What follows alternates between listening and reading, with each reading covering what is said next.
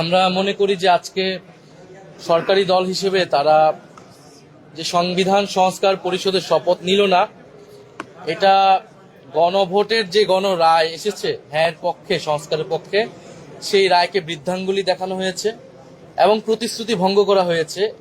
সরকার গঠনের প্রথম দিনই যারা প্রতিশ্রুতি ভঙ্গ করলো তাদের কাছ থেকে এই দেশ জাতি বা আমরা কি আশা করব সেটা সবার মনেই প্রশ্ন তৈরি হয়েছে। এবং এটা শুধু রাজনৈতিক প্রতিশ্রুতি ভঙ্গ নয়, এটা কিন্তু আইনি সংকট এবং জটিলতা তৈরি করেছে।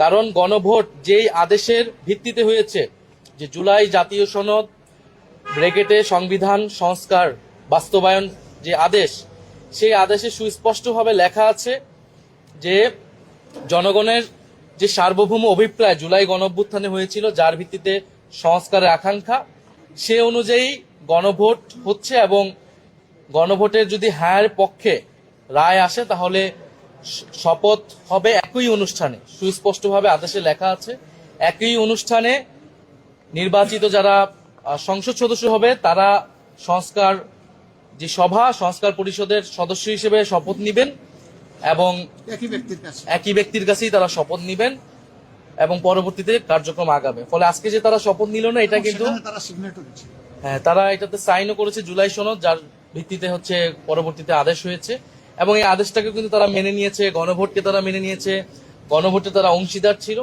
ফলে যেই ব্যাখ্যা তারা দিচ্ছে এই ব্যাখ্যাটি একেবারেই গ্রহণযোগ্য নয়। কারণ গণভোট বলতেছে সংবিধানে নাই, গণভোট জিনিসটাই সংবিধানে ছিল না। গণভোটের বৈধতা হচ্ছে সেই আদেশ। ফলে সেই আদেশ সবাই মেনেই আমরা এই নির্বাচনে এবং গণভোটে অংশ নিয়েছি।